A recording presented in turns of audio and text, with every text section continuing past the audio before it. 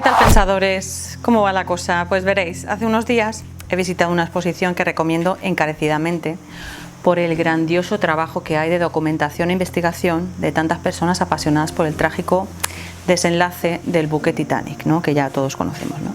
Y que tantas veces ha sido reproducido en tantos formatos diferentes desde hoy hace más de 107 años, puesto que se hundió en abril, ¿no? Como sabéis. Pues bien, mi intención con este vídeo es aportar datos que confirman la definición de fatalidad en su máximo exponente.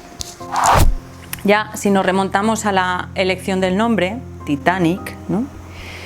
Que viene del griego titán en singular y titanes en plural, y nos sumergimos en la mitología griega, nos daremos cuenta que no fue muy acertado, ya que los titanes eran poderosas deidades que gobernaron durante la legendaria Edad de Oro. Precedieron a los 12 dioses olímpicos y fueron estos los que, comandados por Zeus, acabaron con ellos en la titanomaquia o la guerra de los titanes, ¿no? Tras la cual la mayor parte de los titanes quedaron recluidos en las oscuras profundidades del Tártaro, que según el Antiguo Testamento era el lugar donde iban las almas de los muertos, ¿no? Y para los griegos era el inframundo. Pues Hesíodo, es un autor griego, en su obra Teogonía, lo define como un pozo húmedo, frío y desgraciado, hundido en la tenebrosa oscuridad. No sé. Si tú unes las palabras oscuras profundidades, muertos, inframundo, pozo húmedo, desgraciado y hundido en la tenebrosa oscuridad, ¿no? Pues el resultado no puede ser muy optimista, ¿no? Creo que no estuvieron afortunados en elegir el nombre, ¿no? De hecho, hay muchos testimonios recogidos de pasajeros que embarcaron y otros que no, porque sentían un presentimiento negativo muy fuerte hacia aquel viaje en aquel barco, ¿no? O sea, lo presentían de alguna manera, ¿no? Entonces, quizá yo creo que sería la propia vibración de aquel nombre, ¿no? Bueno, eso para empezar, ¿no? Una de las fatalidades. Después nos podemos ir a todas las circunstancias, estas sí probadas, que envolvieron aquel episodio que nos ha cautivado desde hace tanto tiempo, por su misterio y por la incredulidad que aún hoy genera, ¿no? Bien, os leo. El Titanic era el barco más grande que hubiera surcado los mares y también el trabajo más arduo para quienes lo habían construido. Estaba construido enteramente en acero y concebido únicamente para el tráfico de pasajeros. No transportaba ninguna carga de combustible que amenazara con destruirlo. Era insumergible e indestructible. Transportaba unos pocos botes, tal como lo exigía la ley. Estos 24 botes, y digo bien, 24, estaban asegurados bajo los pescantes en una cubierta superior y, de ser necesarios, habrían dado cabida a 500 pasajeros. Pues bien, esto que os acabo de leer es el fragmento de un libro, una novela que se llama El naufragio del Titán, que escribió Morgan Robertson. Entonces, la puntual descripción hecha por Robertson y el título del libro no aluden al transatlántico más grande construido por el hombre y que se hundió en las aguas congeladas del Atlántico Norte, sino al Titán. El barco se llamaba Titán, el gran barco de la ficción del escritor estadounidense. Sin embargo, ambos guardan escalofriantes similitudes, ¿vale? Escrito en 1898, o sea, 24 años antes, y con las coincidencias que ni la historia podría planear. El libro del marinero Robertson narra la historia de un gran barco que se hunde a partir del choque con un iceberg. De manera premonitoria, el título que salió a la venta 24 años antes, como he dicho, del hundimiento del Titanic sentó un precedente de lo que podría pasar con un gran barco que desafiara al mar con un carácter indestructible. Entre algunas coincidencias están, por ejemplo, el hecho de que ambos fueron catalogados como embarcaciones insumergibles. Tenían 3 hélices y 2 mástiles. Fueron botados en abril en Southampton, golpeados por un iceberg, y más de la mitad de los pasajeros murió durante el hundimiento. Si bien el libro escrito por Robertson pudo haberse perdido entre los cientos de miles de títulos que la humanidad ha escrito, se le concedió un lugar en el mundo de las curiosidades por la relación que guarda con una de las peores tragedias marítimas del siglo XX. Y esa es otra fatalidad, que tenían un libro que casi lo describía, ¿no? Otra, el 20 de septiembre de 1911, el Olympic, que era el barco gemelo del Titanic, eran 3 gemelos, tuvo un incidente con un buque de guerra, el HMS Hawke, que se le acercó demasiado, atraído por la turbulencia generada por el Olympic, y golpeó su casco abriendo un gran agujero en los camarotes de tercera clase por el lado de estribor y dañando el eje de una hélice, ¿no? Este accidente no causó heridos. El Olympic, a pesar de los daños, consiguió volver por su cuenta a Southampton, al muelle, ¿no? Donde lo reparaban. Entonces el buque tuvo que volver a los astilleros de Harland and Wolff en Belfast para ser realizadas las reparaciones. El Titanic, que estaban ahí terminándolo, estaban haciéndolo de dentro, tuvo que ser retirado de su dique seco para que su hermano pudiera ser reparado. Parte de los trabajadores también fueron temporalmente transferidos al Olympic, atrasando significativamente el equipamiento del interior del Titanic, ¿vale?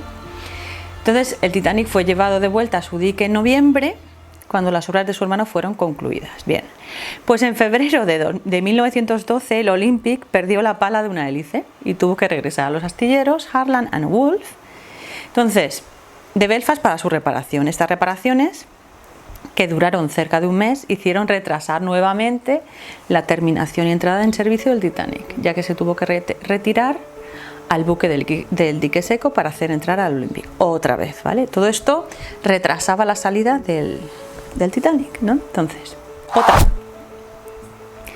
Habrían viajado un menor número de personas si no hubiese sido por la huelga de carbón que provocó que muchos otros pasajeros de otros buques de la misma naviera, fueran desviados a este para hacer acopio del poco carbón que pudieron conseguir, ¿no? Entonces, había como unos servicios mínimos de carbón y entonces ellos todos pusieron el carbón en el Titanic, ¿no? En marzo de 1912, Europa entera sucumbió bajo el peso avasallador de la que puede ser llamada la primera huelga de efectos globales de la historia económica internacional. No fue la primera huelga minera inglesa, pero cuando 1 millón de trabajadores del carbón del Reino Unido dejaron de acudir a su trabajo un día tras otro, pues las consecuencias para el transporte y la industria y el bienestar de más de 100 millones de europeos se hicieron notar, con graves efectos en muy pocas semanas, ¿no? Entonces, los mineros lo que pedían eran mejores condiciones laborales y una subida de salario, ¿no? Pues cobraban muy poco dinero, ¿no?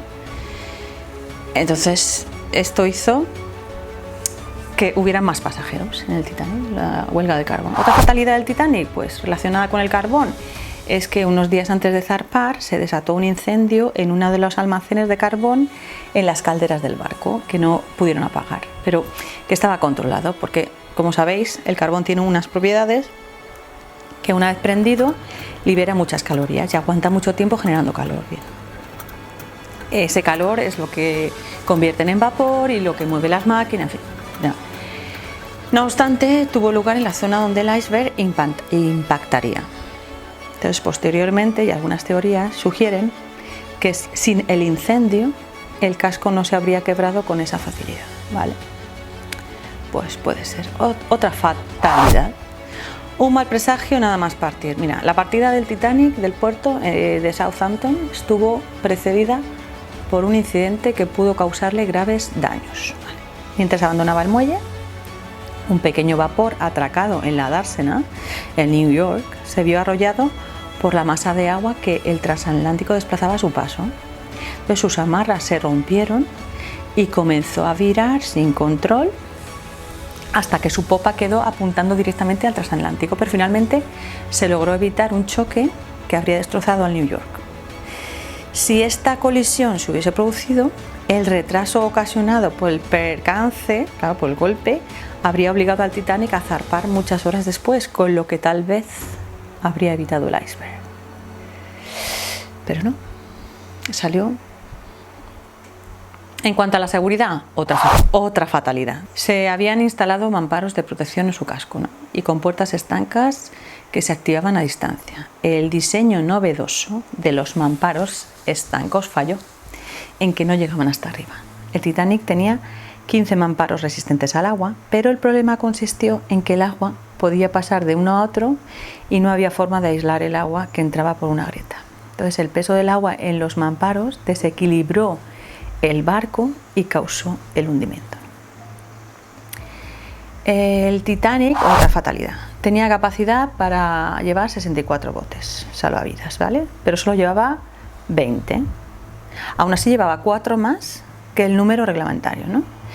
El día en el que el transatlántico chocó contra el iceberg, un simulacro de evacuación planeado con botes salvavidas fue cancelado por Edward John Smith, el capitán del barco, por razones desconocidas, bueno, o no tan desconocidas, quizá para evitar quejas por la cantidad o la escasa cantidad de botes salvavidas con los que se contaba, ¿no?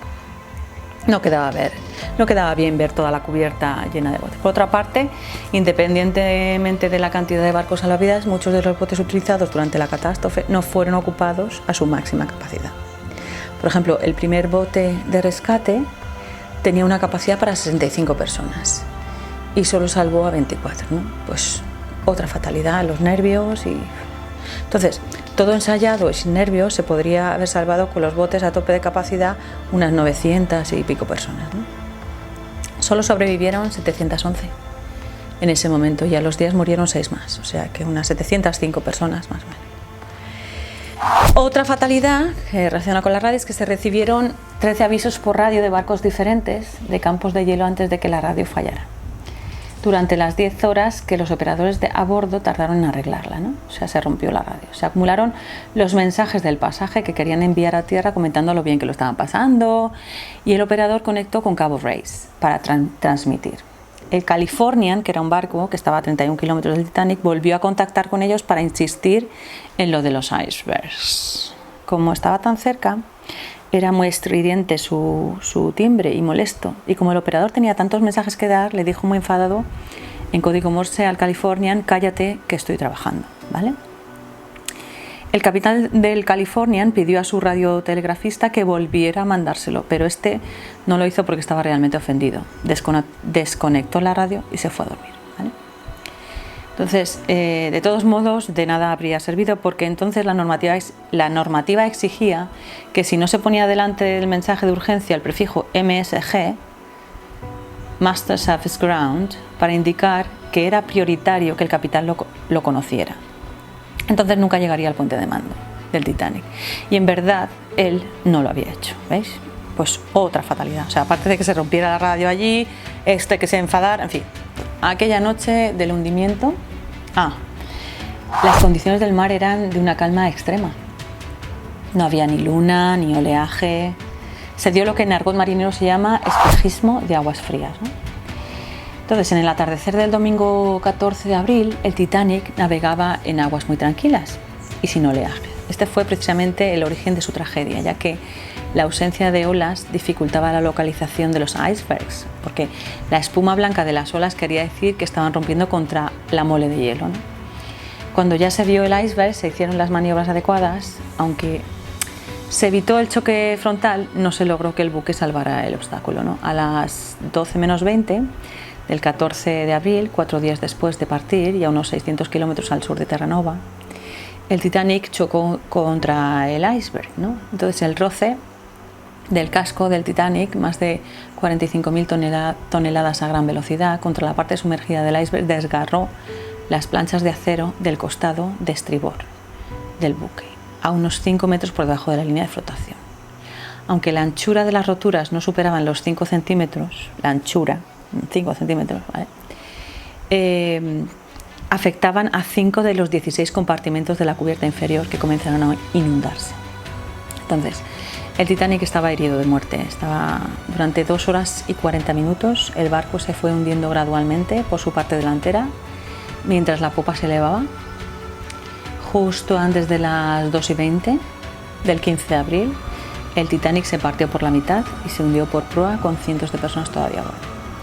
La fatalidad en este caso fue no embestir el iceberg con la proa e intentar virar para esquivarlo. Si le hubieran dado de frente, pues no habría habido tanto, bueno, sobre todo no se habría hundido, ¿no? Una de las principales cosas que interesaban a la comisión estadounidense sobre el naufragio era la no intervención del SS Californian, lo que contaba antes. La comisión dijo que el Californian se encontraba a 31 kilómetros y la nave podía haber llegado al rescate del Titanic. Dos razones explican la no reacción del Californian. Debido a que el operador de radio se encontraba dormido y no pudo escuchar las señales de socorro enviadas por el Titanic, y además las bengalas lanzadas blancas desde el Titanic fueron mal interpretadas por los marinos del Californian, que pensaron que las bengalas de socorro tenían que ser rojas. Ahí hubo también un malentendido.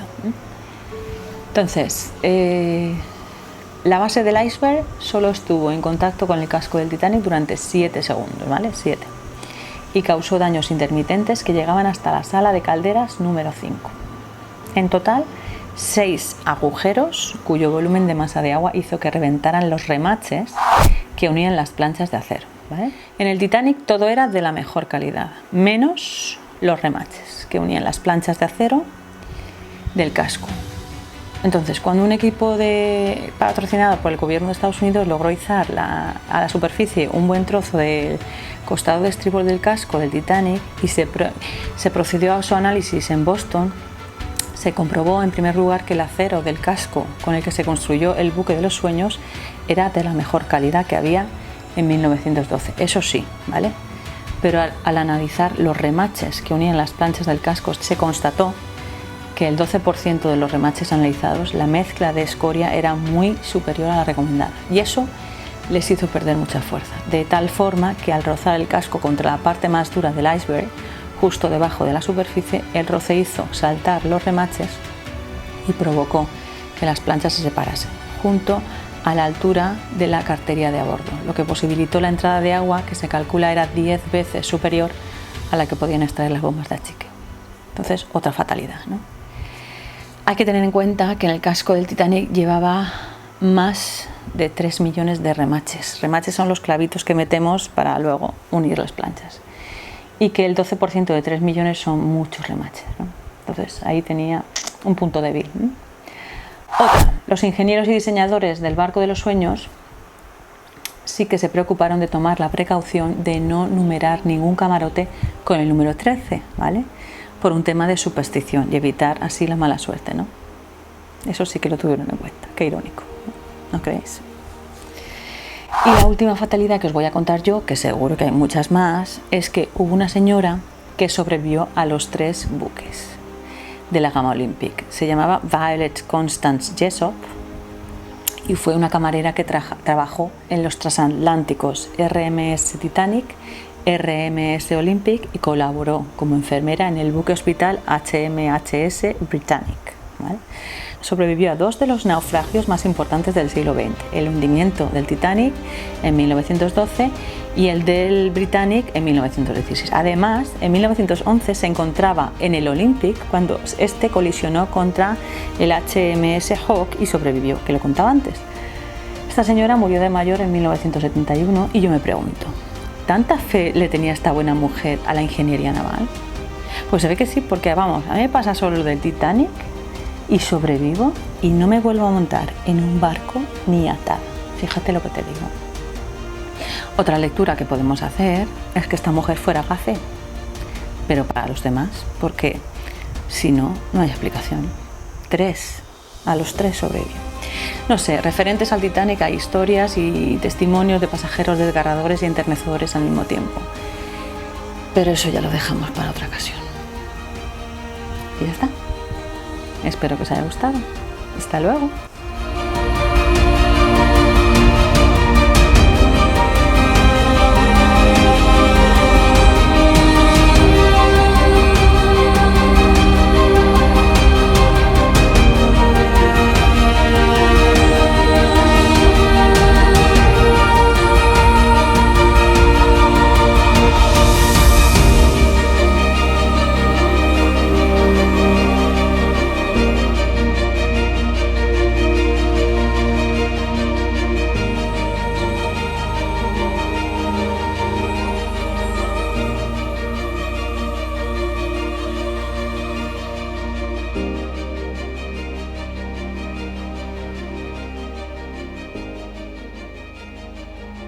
Si te gusta el contenido, suscríbete, porfa, y dale like a todos los vídeos que puedas.